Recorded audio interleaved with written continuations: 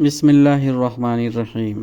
سامعین، آداب زندگی کا باب 21 عنوان ہے زکوٰۃ اور صدقے کے آداب۔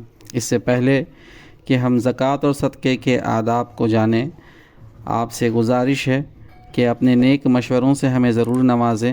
نیچے کمنٹ میں آپ ضرور ہمیں بتائیں ہماری کمیوں کو، یا پھر ہمارے کام آپ کو اگر پسند آ رہے ہوں تو آپ ضرور لائک کریں،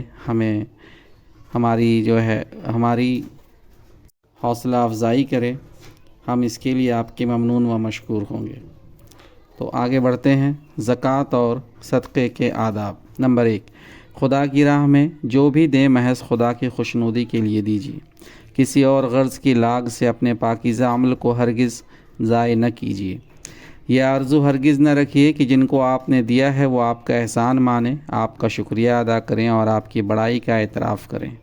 مومن اپنے عمل کا بدلہ صرف اپنے خدا سے چاہتا ہے۔ قرآن پاک میں مومنوں کے جذبات کا اظہار اس طرح کیا گیا ہے: ہم تم کو خالص لوجہ اللہ کھلا رہے ہیں، نہ تم سے صلے کے طلبگار ہیں اور نہ شکر گزاری کے۔ سورہ الدہر آیت نمبر 9۔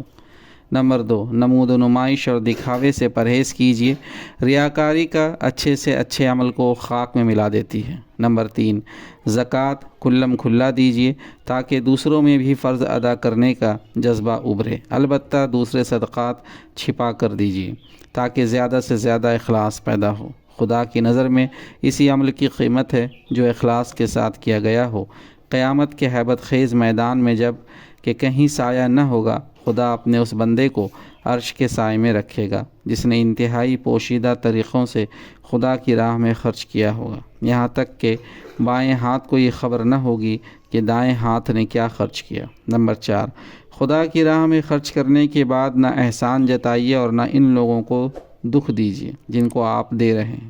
دینے کے بعد محتاجوں اور ناداروں کے ساتھ حقارت کا سلوک کرنا، ان کی خودداری کو ٹھیس لگانا، ان پر احسان جتا کر ان کے ٹوٹے ہوئے دلوں کو دکھانا اور یہ سوچنا کہ وہ آپ کا احسان مانیں، آپ کے سامنے جھکے رہیں، آپ کی برتری کو تسلیم کریں، انتہائی گھناؤنے جذبات ہیں۔ مومن کا دل ان جذبات سے پاک ہونا چاہیے۔ خدا کا ارشاد ہے: مومنوں، اپنے صدقہ و خیرات کو احسان جتا کر اور غریبوں کا دل دکھا کر اس شخص کی طرح خاک میں نہ ملا دو جو محض لوگوں کو دکھانے کے لیے خرچ کرتا ہے۔ البقرہ آیت نمبر 264۔ نمبر 5، خدا کی راہ میں دینے کے بعد فخر و غرور نہ کیجیے۔ لوگوں پر اپنی بڑائی نہ جتائیے، بلکہ یہ سوچ کر لرزتے رہیے کہ معلوم نہیں خدا کے یہاں میرا یہ صدقہ قبول بھی ہو یا نہیں۔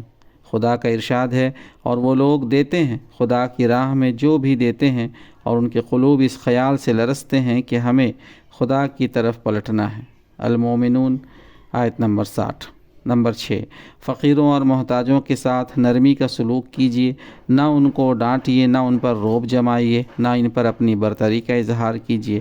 سائل کو دینے کے لیے اگر کچھ نہ ہو تب بھی نہایت نرمی اور خوش اخلاقی سے معذرت کیجیے تاکہ وہ کچھ نہ پانے کے باوجود خاموشی سے دعا دیتا ہوا رخصت ہو جائے۔ قرآن مجید میں ہے کہ اگر تم ان سے اعراض کرنے پر مجبور ہو جاؤ اپنے رب کے فضل کی توقع رکھتے ہوئے تو ان سے نرمی کی بات کہہ دیا کرو۔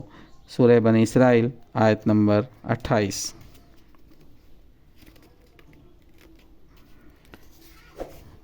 اور اللہ تعالیٰ کا ارشاد یہ بھی ہے کہ اور مانگنے والے کو جھڑکی نہ دو۔ سورہ الضحیٰ آیت نمبر 10۔ نمبر 7، خدا کی راہ میں کشادہ دلی اور شوق کے ساتھ خرچ کیجیے۔ تنگ دلی، کڑھن اور زبردستی کا تاوان سمجھ کر نہ خرچ کیجیے۔ فلاح و کامرانی کے مستحق وہی لوگ ہوتے ہیں جو بخل، تنگ دلی اور خست جیسے جذبات سے اپنے دل کو پاک رکھتے ہیں۔ نمبر 8، خدا کی راہ میں حلال مال خرچ کیجیے۔ خدا صرف وہی مال قبول فرماتا ہے جو پاک اور حلال ہو۔ جو مومن خدا کی راہ میں دینے کی تڑپ رکھتا ہے وہ بھلا یہ کیسے گوارا کر سکتا ہے کہ اس کی کمائی میں حرام مال شامل ہو۔ خدا کا ارشاد ہے: ایمان والو، خدا کی راہ میں اپنی پاک کمائی خرچ کرو۔ البقرہ آیت نمبر 267۔ نمبر 9، خدا کی راہ میں بہترین مال خرچ کیجیے۔ قرآن مجید میں ہے: تم ہرگز نیکی حاصل نہ کر سکو گے جب تک وہ مال خدا کی راہ میں نہ دو جو تمہیں عزیز ہے۔ سورہ آل عمران آیت نمبر 92۔ صدقے میں دیا ہوا مال آخرت کی دائمی زندگی کے لیے جمع ہو رہا ہے، بھلا مومن یہ کیسے سوچ سکتا ہے کہ وہ اپنی ہمیشہ کی زندگی کے لیے خراب اور ناکارہ مال جمع کرائے۔ نمبر 10، زکوٰۃ واجب ہونے پر دیر نہ لگائیے، فوراً ادا کرنے کی کوشش کیجیے اور اچھی طرح حساب لگا کر دیجیے کہ خدا نخواستہ آپ کے ذمے کچھ نہ رہ جائے۔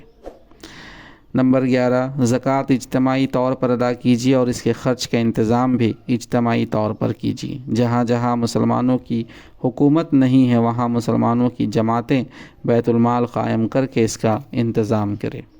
دعا ہے اللہ تبارک و تعالی ہمیں بھی اس طرح کی نیکی کرنے کی توفیق عطا فرمائے۔ وآخر دعوانا ان الحمد للہ رب العالمین۔